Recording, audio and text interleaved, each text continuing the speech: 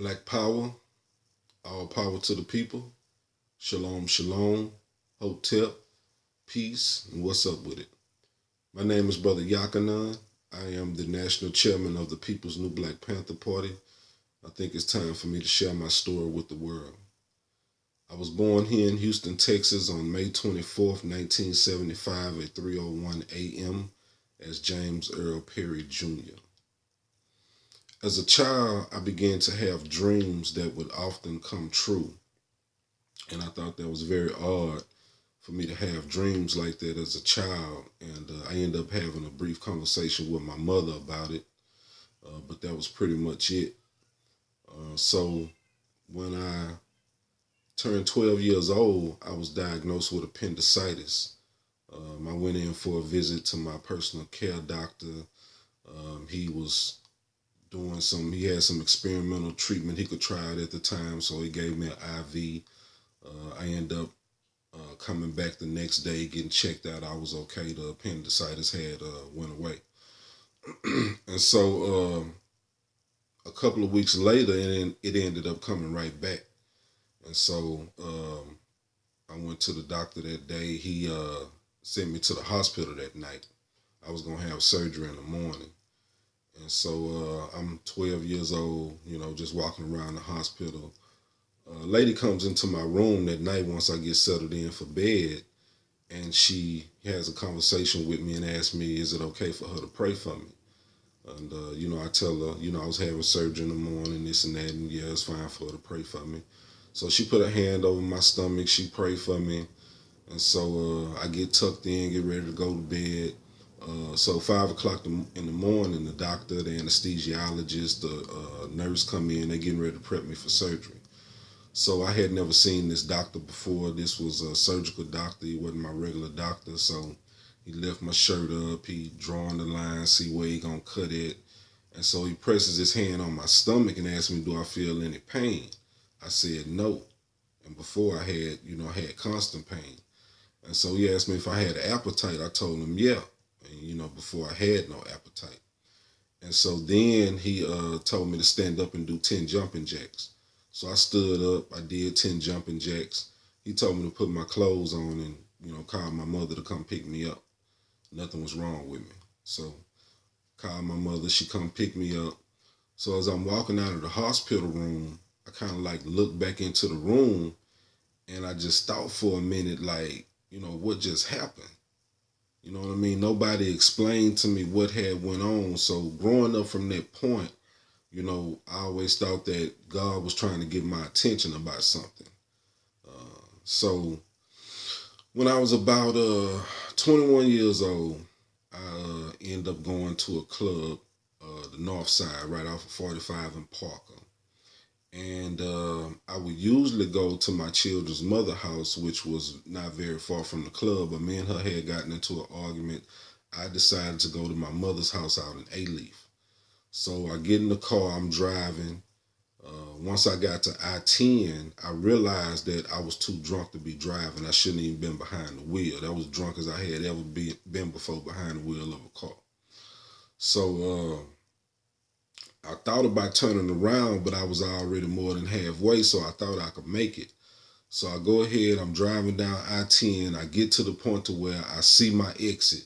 Once I see my exit, the next thing I know, I wake up. I still got the steering wheel in my hand. I'm riding down the freeway and I don't have a clue where I'm at. So I look up for a sign to see what the sign say so I can see where I'm at. And the sign said Katie. So I done drove and went to sleep and passed up my exit. Sleep on the freeway, still in my same lane and everything. So I get out the freeway, make a U-turn, I make it home, I immediately go to sleep. So when I wake up the next morning, man, I sat straight up in the bed because I'm like, man, do you know what the hell just happened to you? You know what I'm saying? Man, I done fell asleep driving at the wheel. So at that point in time, I knew that God must have something for me, to keep me alive in a situation like that. So a couple of years later, I was 24 years old at the time. I had went somewhere. I came back and I'm at a red light. And when I stop at the red light, tears just start rolling down my eyes for no reason at all.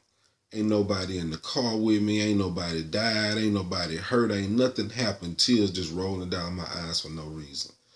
So at this point in time, I decided, hey, I need to go ahead and talk to somebody about this now. This is getting out of hand. So I went home. I called my mother, and I told her, hey, man, I'm going through this. I'm telling her everything that I'm going through. And I'm telling her about the hospital. What happened to me in the hospital. She still really can't explain what's going on to me. So I started telling her about my memory. Growing up, I used to ask other kids how far back they could remember, and they would say they remember a birthday party at 3 years old, 4 years old. At 3 years old, I remember conversations that I had with people. And so I'm telling her about my memory. I'm like, well, how old was I when this happened? How old was I when this happened? So I remember that I used to rub her fingernail to go to sleep at night. She had polish on her nail. I would rub that fingernail to go to sleep at night. And so when I told her about that, she was like, boy, you was just a baby. How you even remember that? And, I even remember back farther than that. But, that was pretty much all she could take. So, she really didn't know what to do, what to tell me. So at that point in time, I figured I should start reading my Bible. So I started reading my Bible on and off, for a couple of weeks I would read, then I'd be out in the streets hustling, you know what I'm saying, back and forth, and I would just go back and forth. Well, it got to the point I decided I was going to go ahead and get back with my children's mother, so I decided to move in. And, the typical thing, she on Section 8, food stamps, the whole 9 yards. You already know how the game goes. So I was like, look, I know how to do something better than this here.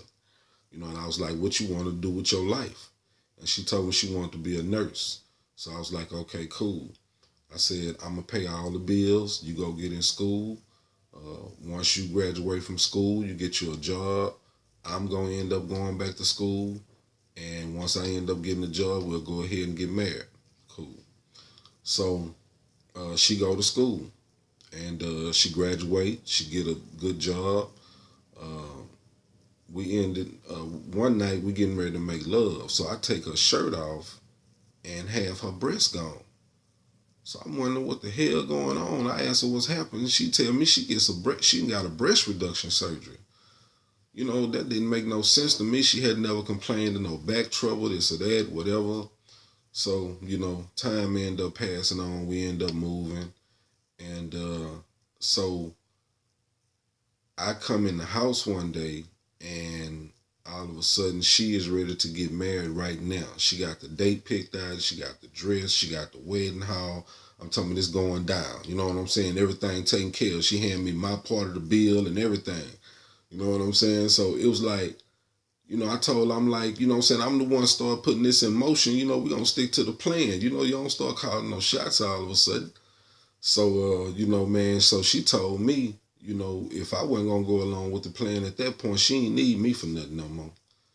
So, sure, she was saying that, back when I look in hindsight, she was saying that just strictly based out of emotions. And I should have been more mature at the time to know that, but I wasn't. I got in my feelings as well. I ended up moving out. So once I ended up moving out, I started doing my thing, you know what I'm saying? And she ended up getting the surgery. She ended up telling me that she had a stomach tumor. And, this is the reason why she got the little pudge in her stomach, this and that and all that. So she's supposed to be having surgery on this stomach tumor. So she ended up having the surgery. She ended up getting sick from the surgery. She got very sick from the surgery to the point where she was in and out the hospital. So, she ended up losing a job, ended up losing the crib, ended up losing the car. You know what I'm saying? Everything that we had gathered up to that point, she ended up losing everything. So one day they called from the hospital and said she had passed away. My children's mother, we had 2 children together, 12-year-old and a 4-year-old daughter. she ended up passing away. She was 26 years old. I was 27 years old. It was devastating. The hardest thing I had to do still to this day was drive to my children and tell them that their mother had passed away. The moans and the screams, I can still hear them today ringing in my ear. So after that, I began to, take some real serious time aside to, really start trying to get to know God, see what was going on in my life, which direction I was headed. I had always said I was gonna take that time. I knew I was a very, I was always a spiritual person. There was always something going on with that connection. So over the next year, I sat down and began to read my Bible for 16 hours a day for an entire year.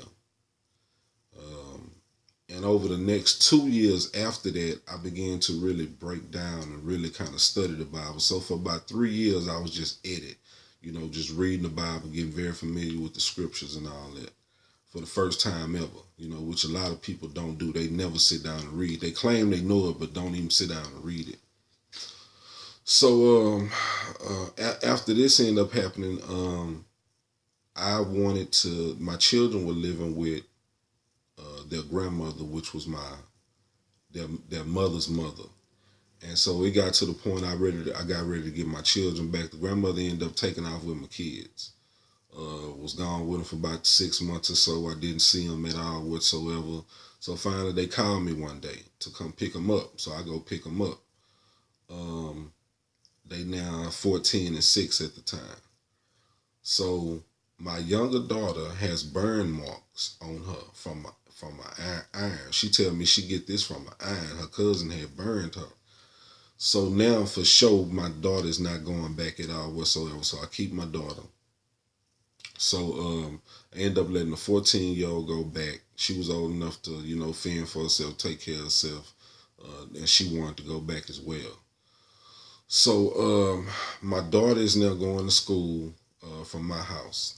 So I get a phone call one day that somebody has snatched my daughter from the bus stop and ran with my daughter. Like literally just picked her up, ran with her. So called the police out. The police say it was probably the grandmother, this or that or whatever. So they said they wasn't going to do nothing.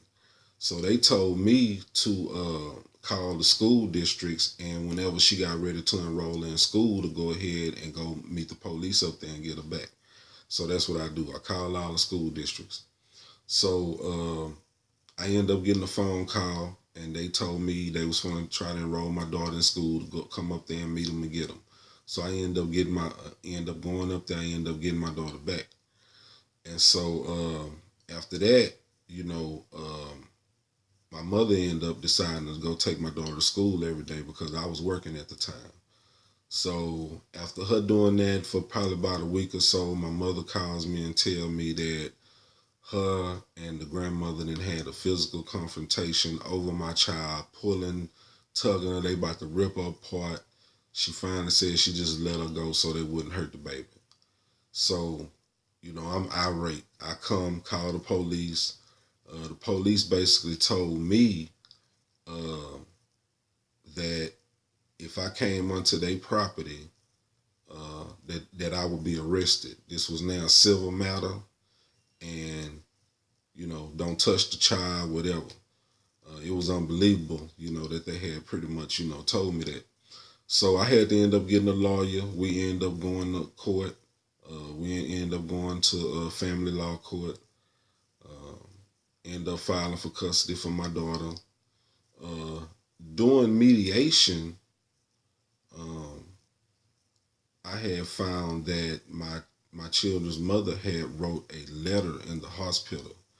And what she had stated in the letter was that if me and her could no longer be together anymore, she didn't want to live anymore. I also had found out that she wasn't getting a tumor removed, that she actually had gotten a tummy tuck. She developed Guillain-Barré syndrome, however you say it, from this. And it wasn't supposed to be nothing that she died from, but she ended up passing away. And like I said, she ended up writing a letter saying that if me and her couldn't be together anymore, she didn't want to live anymore. Well, I ended up getting custody of my younger daughter. In the process, I found out that my oldest daughter was not even mine. So, moving on, I ended up doing some probation for a marijuana case that I had caught. I went and did 3 years probation. So I knew the next time that I got caught up with anything, I was going to end up, going to jail, more than likely. So I have a choice. I felt like I had been called to preach. So as I'm reading the scriptures, I wanted to go ahead and get into, starting to preach. And so I'm starting to look into what I need to do. I had to actually go through seminary school in order to become a preacher. I thought that was so odd. I had to go get some kind of license in order to preach.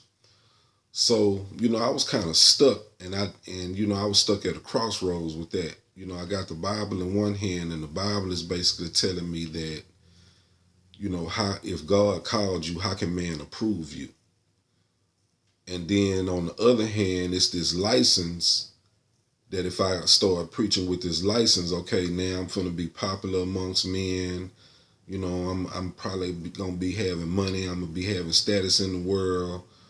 But, doing that, I knew that was man's way, and I wanted to do things God's way. I knew God's way was, came with the low way, probably came with being poor, being very humble, walking low to the ground, but I was going to walk in truth. I didn't care. So I chose not to go to seminary school. So after that, I got back out here, you know what I'm saying? Started doing my thing. And it got to a point to where I was riding in the car with my homeboy one day. And, we were sitting up talking about, Christianity, this and that. And I'm telling him how good Jesus is, this and that, and all that different kind of stuff. So my homeboy in the middle of the ride, he tell me, man, don't say the name Jesus no more. And I'm shocked. Like, what in the hell is wrong with this nigga? You know what I'm saying? Like, man, come on. So I just get real quiet and I just listen to him. And he was like, man, wait till, the Lion of Judah wake up. And he was talking about Yah and this and that. He was talking all this crazy stuff I had never heard before, right? So I'm like, I'm just listening to him. And he was like, man, go look up ancient Kemet, go look up crucifix, and go look up melanin. And so I did just that. You know what I'm saying? I went home, I looked up ancient Kemet. I found out it stood for land of the blacks. And, it dawned on me like, damn, them was, Egyptians was black people. They wasn't these olive-skinned people, that I have seen all my life, this and that and all that. In the history books and on the History Channel and all that different kind of stuff. And so I was so familiar with the Bible, though, that if the Egyptians were black, then that meant the children of Israel, the people of this book, was black. And then it dawned on me like, damn, they in Africa, what other, you know what I'm saying? Like, man, I'm tripping. Where was I at? And I began to wake up. You know what I'm saying? I began to go to a phase where I began to wake up out of my sleep. You know what I'm saying? I don't know where my mind was at, but I had been tripping with myself. So, I looked up crucifix and ankh and melanin, and, I found out what melanin was. I had never, knew what that was. I knew they had never taught me about that in school before, so I knew it was something up with that. So, I began to study and, read, and I started reading, the Bible in a whole nother different light. And so, I'm talking to a friend of mine named OJ one day. And me and OJ talking about the Bible and the scriptures and this and that and all that different kind of stuff. And, I tell OJ, man, I'm like, man, these people, black, I believe. But, at that point in time, you couldn't talk to nobody or say nothing like that to nobody. They're going to think you some kind of damn fool or something, man. So, OJ handed me this thing called Hebrew or so-called Negro. So I get the video. I go home, you know what I'm saying? I check the video out. They got Bible scriptures along with the verses. They got the verses and they got the pictures to go along with the verses. So I'm checking it out, and they got the people enacting it out and all that. And you know what I'm saying, it's us sitting up acting all these scriptures out. And so it got the one part the way it said, like, y'all gonna be taken back to Egypt in ships, and wasn't nobody gonna be able, y'all gonna be slaves, and wasn't nobody gonna be able to redeem you and this and that.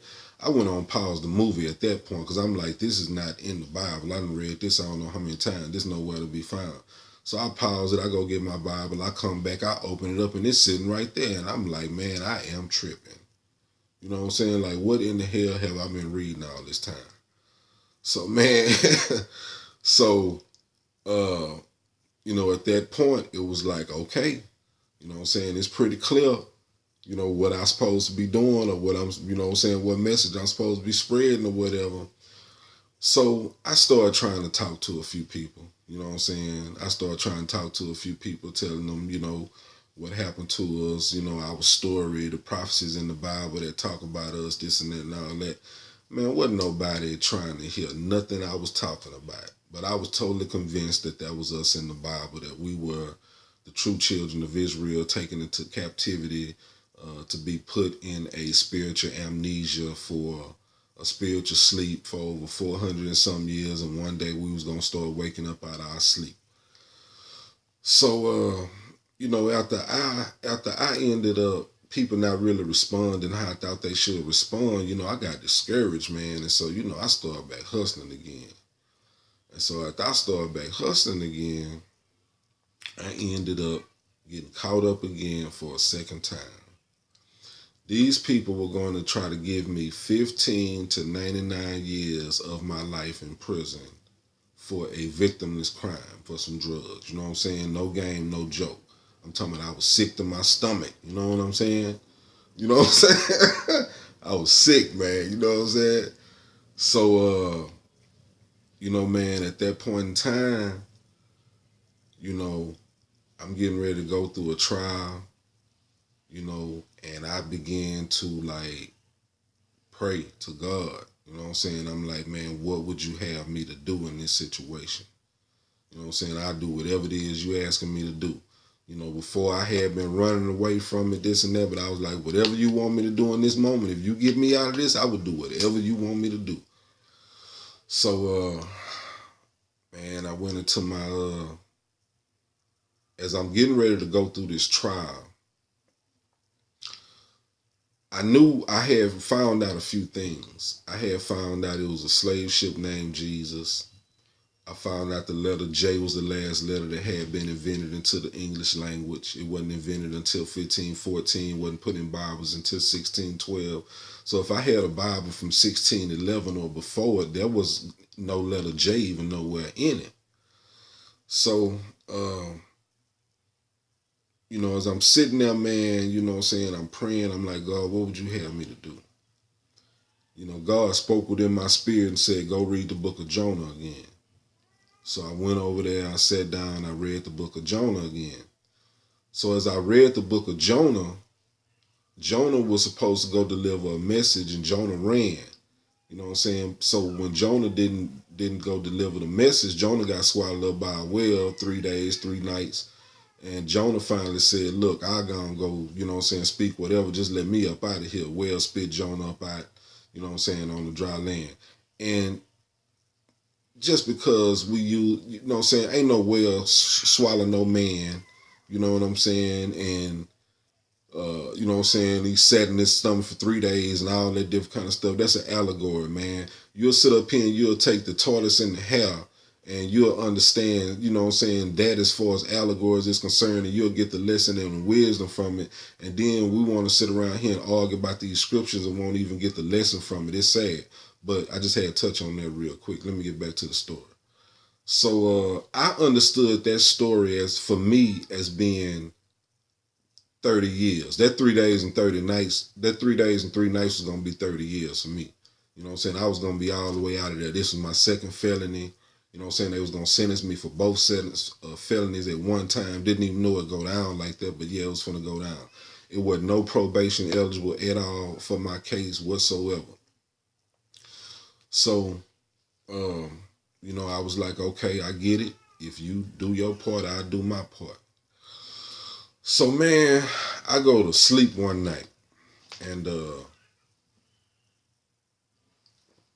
I have a dream. I have a dream that I've been in a restaurant with my family, and I'm telling my family that we the people of the book. My family laughed at me. They thought it was so funny, man. They thought I was out of my mind. So I end up leaving out of the restaurant, and I end up finding my way to Studewood, where I grew up at. So as I'm walking by these houses, there are wolves on people's porches where dogs would normally be. These people holding wolves. And so one dude wolf tried to come at me, and the old man restrained the wolf. So I go around the corner to my auntie house where I grew up at. She got a wolf on her porch. The wolf come after me. Usually I'm powerless in my dreams, but for some reason I can fight in this dream. So I grab a chair and I start fighting this wolf off. And so I end up pinning the wolf down to the ground. And so out of nowhere, 2 black panthers came out. I didn't know if they was going to eat me or the wolf. So they went after the wolf and started eating the wolf up. So I end up getting up, finding my way back to the restaurant. By the time I get back to the restaurant, I got a Bible in my hand. And I just started reading the exact scriptures that was talking about us from the Bible.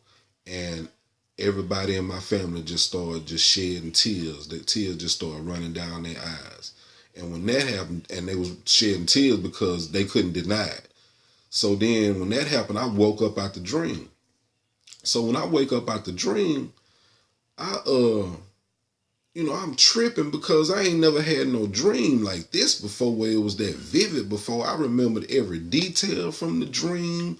I'm talking about it was like, man, I say to myself, I was like, man, that dream was prophetic. So I go get a piece of paper and pen and I write down, I write the dream down. I date it, everything, because I know this is a prophetic dream. So at this point, I'm walking through the living room because I know the game that they playing with the Bibles now. They making all these new versions and they starting to remove words.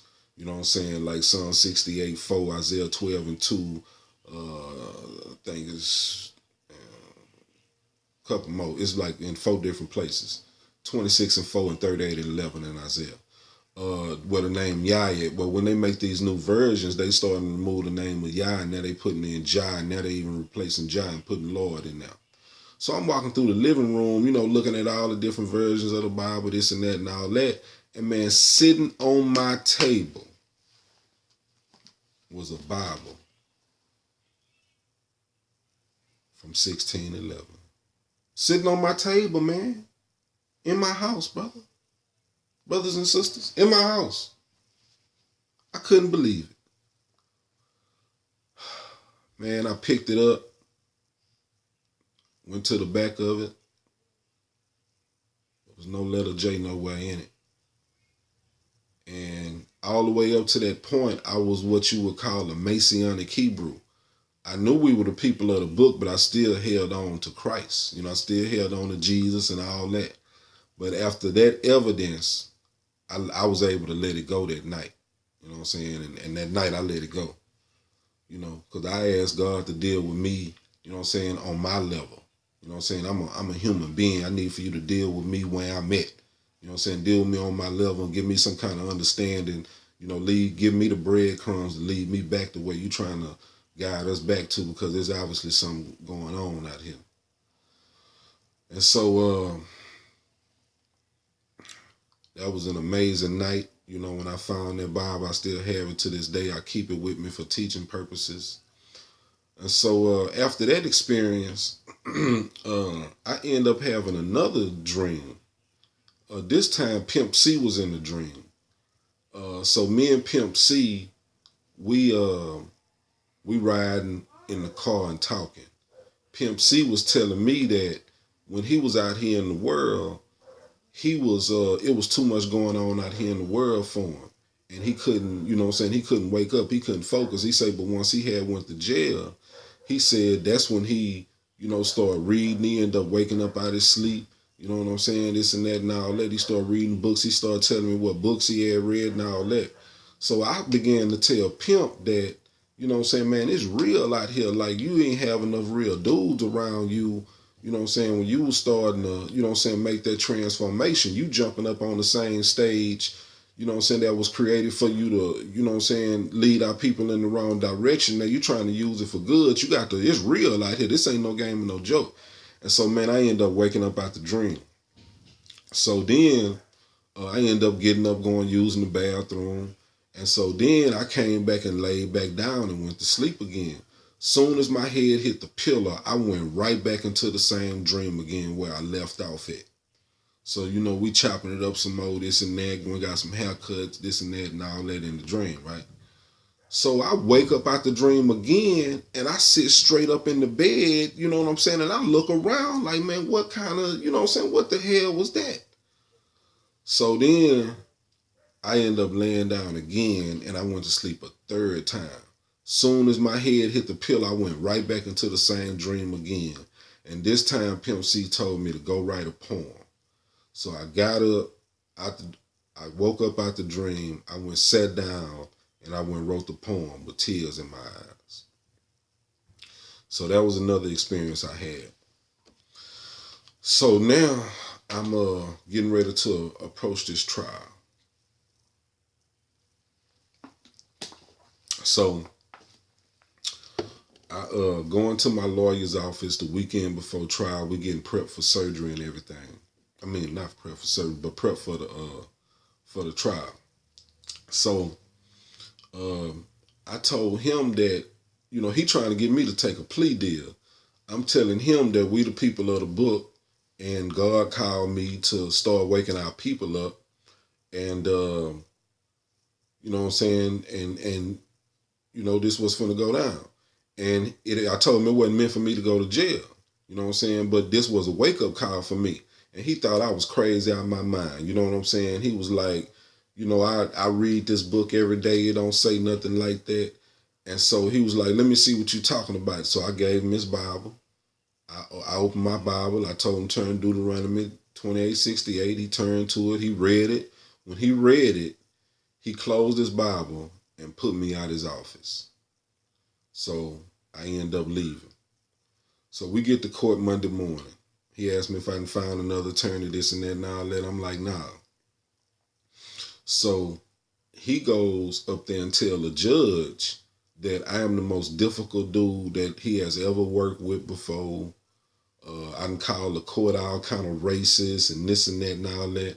And I hadn't said none of that stuff to that man. I don't even know where he was getting that from. But him and the judge was having a conversation. The judge told him, look, y'all better, we getting ready to have a trial in 5 minutes. So he comes to me and he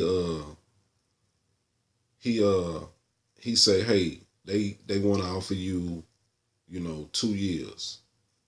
And I was like, nah, I'm not going to take it. So he walked back go talk to the DA again.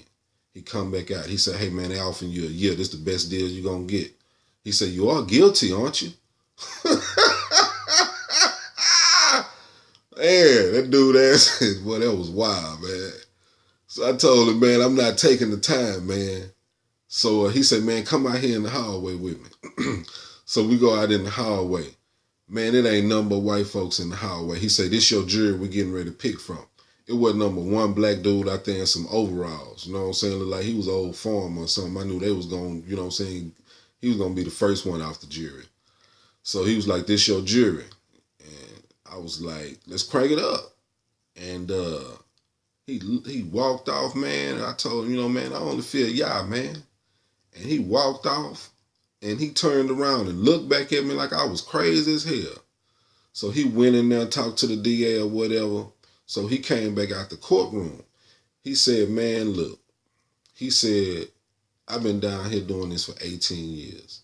He said, they usually hang young black dudes like you. He said, I don't know who you are. He said, I don't know what you have to tell people. He said, but they just offered you 5 years deferred adjudication. This ain't gonna even be on your record. At that point in time, the lawyer that I had took probation with the very first time I did walked right past my face, and I took that as my sign of time, as my sign to sign for the time. So this is what I knew about God from just sitting up studying God. You know what I'm saying? I'm a natural student, so I just study God. I had seen men going into prison as Christians, and they was coming out as Muslims. So what that let me know that the world was moving so fast out here that sometimes you had to lock your body up in order to free your mind. So I had always told God, hey, if my time ever come that you gonna do that with me, man, I can do my time at home. You know what I'm saying? I ain't got to go to prison. I understand the game. You know what I'm saying? So, and that's what ended up happening. I locked up in this very same room I'm sitting in right now for 5 years. Ate noodles, drunk water, acted like I was just like I was in prison. I read, I studied, I began to prepare myself for, whatever it was that was coming. And and I got out there after I did, after I kept studying and this and that. I felt like I got to the point to where I was able, to start teaching people. I was gonna start teaching people who we were, what was going on. So what ended up happening was people still were not responding. You know what I'm saying? Even though I was sharp on my skills, I was factual on everything, man, people still weren't responding. So I ended up going into a depression. Man, I thought my mind was too strong for me to ever go into any kind of depression at all, man. But I actually went into a depression. For 3 days, what I'm saying, I didn't care what happened to me. I told God, hey, I know, what I'm supposed to be doing, this and that, man, but the people ain't responding. I just do not care. If you're going to kill me or lock me up for the rest of my life, I'm ready for it. And prison was probably like my greatest fear. I don't know if it's prison or the love of women, you know what I'm saying, but I can't see going without no woman or whatever. You know what I'm saying? But anyway, let me get back on track. So, man, damn,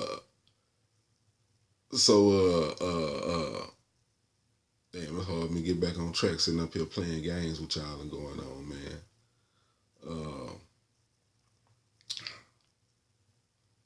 Okay. All right, I got it. So I'm doing my studying. You know what I'm saying? I'm doing all my studying, this and that. People ain't really responding like I want them to, man. And so I get into this depression, you know what I'm saying? I'm in a depression for a couple of days, didn't want to go nowhere, didn't want to do nothing, this and that. And so finally I said, I'm finna get up, I'm gonna go to the store, and I'm gonna give me some more all natural noodles. I'm finna get me another Bible. I'm finna just, I still continue to read, but I'm not dealing with people no more. So I'm driving to the bookstore. I'm gonna go to the bookstore first. So some tell me to turn around in the middle of the street and go to the noodles first. So I turn around in the middle of the street. I go get the noodles. So when I get the noodles, I come out the store. It's a dude standing now. He walking toward the store. He said, "Hey man, I can tell you everything about your life." So I'm thinking like, yeah, whatever. You know what I'm saying? So he told me, he was like, "Hey man, write down 5 things you want on this piece of paper." So I write down 5 things on a piece of paper. He got his back turned to me. I turn around, you know what I'm saying? He turned to me, and he showed me what I wrote down on the paper. He said, "This what you wrote, huh?" I was like, "Yeah." So now he has my full attention now. So he was like, he said, "Do it with a number and a color." So I turned my back, wrote it down. He turned, he showed me what it was again. So he was like, "Do it with a number and a color or something." I think it was a number and a color or something. So did it again. He did it again, man. So And I'm like, man, what the hell going on, man? This in broad daylight out here, man. So the dude was like, he say he had some sticks on a piece of paper, and then he ended up like drawing the sticks after my birthday. And he was like, this you, huh? And I'm like, yeah. So he said, take this string and tear it in 3 pieces. So I took the string, I tore it in 3 pieces. He said, put it in this piece of paper. So I put the string in a piece of paper. He said, now take it out. So I take the string out the piece of paper, it's back to 1 string again. So at that point, he said, man, give me $20 out your pocket. So I gave the dude $20 out of my pocket. So I was getting ready to go to, you know what I'm saying, to the bank that day. I don't even much be fooling with banks like that. But this particular day, I'm getting ready to go to the bank. This dude knew I was getting ready to go to the bank. He was like, you getting ready to go to the bank? And I'm like, yeah. So he was like, he said, man, give me that $300 out your pocket. So I was getting ready to go to the bank. I took $300 out of my pocket. I gave it to him. So he was like, we need to go to the bank, get the rest of the money, this and that. I'm like, nah, that ain't finna happen, man. You know what I'm saying? We ain't finna do all that. I started telling him about being black in America at that point. You know what I'm saying? In case he didn't know. So, man, so I'm sitting up, I had been praying about some stuff. And he started writing down the answers to what I had been praying about. He looking all at my forehead. Man, this dude reading my mind. This dude see everything. He like, man, I know everything about you, man. He said, I know everything about you. He said, how I know all this stuff about you. So he was like, he took out a ball of yarn out of his pocket. It was a red ball of yarn. And he told me to put it in my hand. So I put it in my hand. So he said, close your hand up. So I closed my hand up. So then he said, open your hand. So I opened it up. The ball of yarn had turned black. He grabbed it out of my hand. He said, oh, and he walked off. He was like, oh my God, oh my God. He was like, man, you don't know who you are. You powerful, man. You don't know who you are. He was like, man, we got to go somewhere and talk. He said, can we go to the car? So I said, yeah, we go sit down in the car. We started talking, right? So this dude take my hand and ask me what I call God. I thought that was a very odd question because he already knew everything about me. Why would he ask me that question? So then, and I tell him, and so he take my hand and start praying. The prayer that he was praying was the prayer that I pray when I wake up every morning. So when he got through praying, he said, man, man, God hear all your prayers. He said, God gonna bless you with everything you ask for. He said, right now, you was very confused. You was about to get off your path. And God sent me to talk to you and tell you this message to stay on your path. Don't get off the path. And so he started telling me about friends of mine, associates, people that was in my life that he had, no clue about. He started telling me who to watch, who to stay away from. All these different things was going on. He telling me all this stuff about all these different people. Man, I'm so overwhelmed that this dude know all of my business. You know what I'm saying? I'm talking about he telling me things that I'm doing in the privacy of my own room. He telling me what I'm doing. He telling me that God don't like certain things that I'm doing. How to come present myself before God, before I do all these things and this and that and all that. And man, this dude telling me so much that my throat done got dry. So I need to go to the store to get me something to drink because I can't even hardly swallow no more. So I asked him, was he going to go to the store? He said, yeah. So we go roll to the store. And I asked him, do he want something? He said, no. And he said, no, bring me a Coke. I said, okay. And so I'm walking in the store. I'm thinking, what the hell would this dude want with a Coke? You know what I'm saying? So I come outside. I give him the Coke. He tear the top can off the Coke, the top of it. And he pour libation on me out the window. You know what I'm saying? I'm like, man, this boy here wild, man. And so he take the Coke top and put it in my hand and tell me to close my hand up. And he say, what you feel? I say, nothing. He say, what you feel? I say, nothing. He say, open it up. Man, I opened up my hand. The coat top had started turning into dust in my hand. So I'm tripping. I'm jumping back. I'm wiping the dust thinking it should be burning or something. You know what I'm saying? And he was like, you eat negative energy. He started telling me people got negative energy, cooking the negative energy into the food, and I'm eating the negative energy. And I'm like, man, this boy here wild, man. And so he steady telling me stuff about my life, though. He tell me that I have a very soft heart, that I'm very patient, and God is going to bless me, and God is going to make me famous.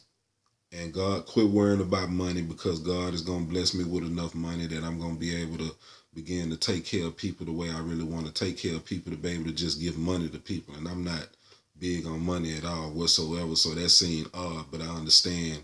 It was something like Bob Marley used to sit on his porch, man, and just give money away. You know what I'm saying? I'm not even about that. You know what I'm saying? I done got all that stuff out of me. So I understood it from that standpoint. So we driving some more. You know, we leaving the store now. So I'm thinking about giving this dude this money out the bank. He was like, come on, man, you gonna do it. And the day before, I was just having a conversation with one of my homeboys, telling one of my homeboys that if God walked up to somebody in broad daylight and told them to get them all their possessions, that people are so worldly that they wouldn't even do it. And so here I am sitting in this situation with this dude, and he asking me to withdraw this money out this bank, man. And so he was like, you worried about your kids, huh?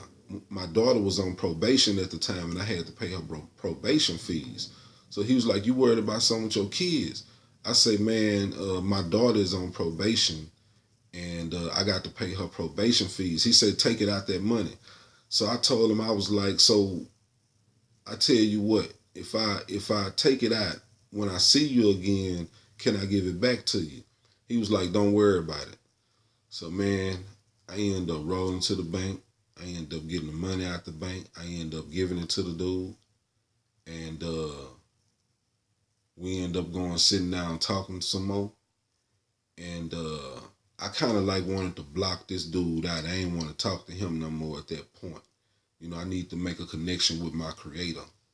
So I'm just like talking to my creator, and I'm like, this experience is so powerful that I need something to remember this experience by. So the dude at that time go off in his bag, and he pulled this bracelet out, or whatever it was. This is it right here.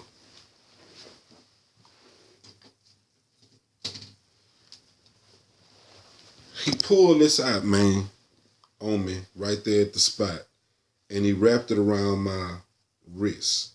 I ain't said nothing to this dude. You know what I'm saying? And he took this, he wrapped it around my wrist. I can't get to go around my wrist no more. Every now and then I might wear it around my head or something, around my neck. I don't know how the hell he even did that. But and he gave it to me, and he gave me 2 stones, and he told me what to do with the 2 stones. And so I asked him, will I ever see him again? And he said, yes, I will see him again when I start going down my path I was supposed to go down that was chosen for me. So I asked him, did he need my number, anything from me? He was like, no, I don't need nothing from you. He said, I know where you at all times. So I was like, man, how did you find me? He said he was at home praying. And God told him to get on the bus, go to this place. You're going to see this man. He going to be dressed in these type of clothes. And I want you to deliver this message to him. So he said he saw me. He said I had an aura that was in 7 layers that extended out from my body. So it was easy for him to see who I was. And man, we sat there and we pretty much chopped it up for a little while. He ended up getting out. He told me some more things was going to happen in my life on certain dates. And all this stuff ended up coming true. And he ended up leaving. He got out the car, walked around the corner. I ain't see no bus come. I ain't see him no more. I sat there for a minute, man, just to get myself together. You know what I'm saying? I really need to get myself together. So I sat there and I got myself together. So after I got myself together, I went ahead and drove home. Once I got home, I snapped out of the depression. I wasn't depressed no more. So this was in February of maybe 2014, 13, February 2013, March. When was that? It was around March or April 2013 when this took place. So what I did from that point, that following, I had started doing poetry around that time. And so I had started being around Panthers. They would invite me out to the, to the events and stuff like that. You know what I'm saying? I'm spitting that conscious poetry. You feel me? I'm spitting it. You know what I'm saying? They couldn't for it. You know what I'm saying? They knew I was a Panther. I didn't know it. You know what I'm saying? But hell, I was born one, but I just didn't know it. You know what I'm saying? But others can see it in you because it's a spirit. You know what I'm saying? That's in you. And so I started thinking, like, man, I wonder was that what them dreams was about? Am I supposed to, join the party? And so, I started hanging around them more, you know what I'm saying? And I heard one of the brothers, I started getting into Malcolm X a little bit around that time. Once I started reading Malcolm X, you know what I'm saying? I had woke up spiritually. So now Malcolm X woke me up to this on this political tip. And so Malcolm X was talking about, you know what I'm saying, like political organization, this and that. And so once I got through with Malcolm led me to Marcus Garvey. So I was like, man, I'm thinking Malcolm was the man the whole time. It was really Marcus Garvey who had jumped out this whole thing out. So I'm studying Malcolm. So I get on the phone with and I'm like, we need our own political organization. So I get on a phone call with the Panthers one night. And Brother Abdul Kahar out of Cleveland, Ohio, he explained to me that the party behind the name was a political organization. I'm like, man, that's exactly what we need. That's what I'm looking for. So I joined the party. So I joined the party, and the whole situation with Trayvon Martin, man, had threw me off. I knew some things had to be done. I had said that if they ever started lynching us again, that's when I would get into action. But what I had began to realize was that they were continuing to lynch us. Just the name of it had changed. It wasn't being done with a rope no more. Now it was being done with a gun. You know what I'm saying? And they called it stand your ground law, justifiable homicide. You know what I'm saying? They had just gave lynching a new name. You know what I'm saying? The end result still had the same thing going on at the end of the day. And in the case of an old school lynching right now to this day, if somebody is hung with a rope, they're going to call that suicide. That's just the way the game go. So I began to come up, in the ranks in the party. I began to get out there, put in my work, man, for, out in the community, working in the community, doing what I was supposed to be doing as far as being a servant to the people. Well, I still had this calling on my life that God was telling me to do these certain things, this and that and all that. So, I told God, I still don't want to do it. You know what I'm saying? I still don't want to do it. I'm looking for every out. So I said, well, God, I tell you what, you know what I'm saying? You make me national chair of the party. I take that as a sign, this and that. Ain't nowhere in the world I'm finna become national chair of the party. You know what I'm saying? That just ain't finna happen. So, lo and behold, you know what I'm saying? Time went by, time passed, years later. I stand here now as the national chairman of the People's New Black Panther Party. And so I told my creator, we made a deal in Judges chapter 6. Gideon couldn't believe that he was called, in order to wake up his people. And, he would make these deals with God, you know what I'm saying? He would, tell God, hey, I'm going to put this little fleece down on the ground. And if it got dew on the ground but not on the fleece, I'm going to take that as a sign. So God gave him the sign. So the next day he was like, well, I'm going to do this again. If if it got a moisture on the fleece and not on the ground, if it got dew on the fleece and not on the ground, then I'm gonna take that as a sign. So the next day it did it again, it happened again. So it's like every sign that I've asked for, everything I've happened, this didn't happen, and so now we're here now. And from all these experiences, I know that I have been chosen. This is a excellent day for our people. We need a national leader. I think it is my job at this point to go ahead and begin to lead our people. And you have to understand that I am not the leader. Our Creator is the leader. But people will always be called, when it's time for us to wake up out of our sleep, and be on about our way. We've served our time here with these Europeans. We're not going to be able to live with them and get along peacefully with them. History has shown that time and time again. It's time for us to stop protesting. It's time for us to stop, begging them, to be equal with us. They have it written in their law exactly what they think about us and exactly who we are. Things are not going to change no matter, regardless of how much we want to change them.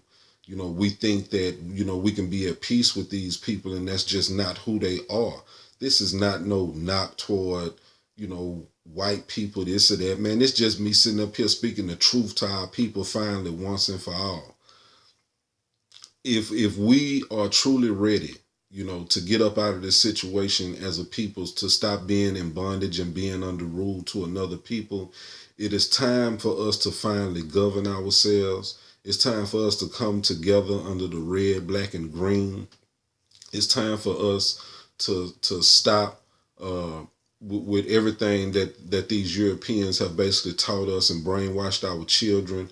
We continue to perpetuate this cycle by sending our children to their schools to continue to learn the lies that we have been told for all these many years. And who we are is clear. The prophecy is clear. There are all kind of people being raised up right now. But like I tell people, this is very simple. This is not complicated at all. All you have to do is look at a tree. A tree has one root, just like all of us. You know what I'm saying? We are all connected. You know what I'm saying? There may be Hebrews, there may be the Kemites. You may have other groups, Moors, this and that and all that.